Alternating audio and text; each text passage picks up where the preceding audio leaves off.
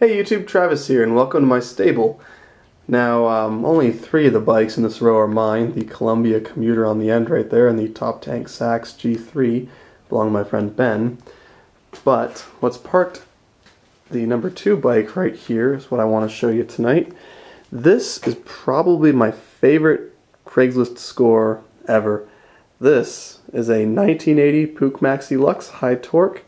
And I picked this up for $100, and oh man, this was quite a find. I'm very happy with this. So once again, I'll wheel this out of my garage into the light so we can get a better look at it. Oh yeah, this thing's a beaut. So, story on this bike goes that the family I bought it from, their kids rode it to high school about 5 years ago, and they're all away at college now, and they decided to sell the moped, and it's been sitting for the past 5 years. So they put it on Craigslist, just Puch moped, $100, and they had a picture of it. And it almost looked like a scam just for $100. I mean, this thing looked in decent shape in the photo, but I saw the ad 12 minutes after they posted it. Shot them an email real quick, set up a time. My friend drove me out there, and oh man, I knew right away that this would be a good deal. A couple of things about this bike that really stuck out to me. You know, I have a couple Maxis. In fact, I had to borrow the front wheel off of the Maxi N to slap it on here because the front tube was flat and I didn't have any spare tubes. That's why the Speedo cable is hanging like that. If you remember, the Maxi N just has a spacer right there instead of a Speedo drive. But anywho, Speedo does work when the old wheel was on it. And as you can see, it has 3,400 miles on it. Now, what truly sold me was this. Yep, that gas tank is clean inside. Probably not going to come out that well on the camera. I mean, it's not perfectly clean, but it's clean enough where I can run it with just a fuel filter. Hey, that's one way to do it. But yeah, I am running a fuel filter on this, and so far that's been clean. I like this also because it's got all these original stickers on it. Of course, the do not use unleaded gasoline that's on the all the Maxis, but this one also has warning, operator only, no passenger. Also has warning, ride with feet on pedals, and attention, keep away from hot exhaust system, muffler and pipe. This also has one of those cool exhaust shields on it. I like those. I feel like more mopeds should have that. It also has the sticker here which has instructions for mixing with 2-stroke oil, as also with SA 3050 oil, which is interesting. And it also has automatic spelled in that really cool hipster way. Just kidding, just because it's Austrian. And that has this sticker up here which says South Bark. So, oh my god, they fixed Kenny. That's definitely staying. Looks like this one came from Ohio.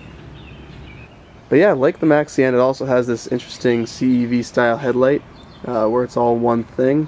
So I guess they must have put those on some models.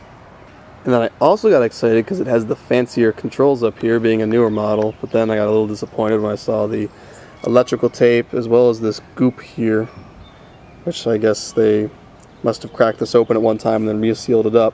The switches do work. Once again, they're like, you got run in the middle, off, and then off up top, which I never understand. The light's the same way. You can have them off or on low or on low.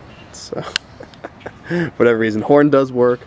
But yeah, so last weekend I got the gang together again, and we did all the usual things. Drained out the transmission fluid. They had motor oil in there, which you can do, but I filled it up with Type F because the manual calls for Type F. Spark plug looked really rich. They did have a B5 HS in there. Getting a moped with the proper spark plug in it. Once again, this is also sort of a first for me. So I put a new spark plug in there, and I took the carburetor apart, cleaned all the gunk out of it, blew out the jet. Let's see, what else did I do? We swapped the front tire from the Maxi N on there, and then I wheeled it up on my concrete slab over there, and this thing fired up on the first kick, and that made me giggle. Oh man, that was fantastic. Now, I don't know if you remember, but my friend Ben, his Maxi, which is in pieces right now, still, that is also a high torque model, and what makes these unique is they have a different cylinder, piston, and head setup. As you can tell, they're painted black, but the cylinder has some different porting, the piston has a different ring setup, it uses a Dykes ring, and the head has a little bit higher compression. Alright, so I'm going to start it up for you guys. Now, this bike does have a little bit of a problem with its front suspension. As you can see, the forks just don't stay with the wheel very well. I still have the old down tubes from my old Maxi, so that's not a problem.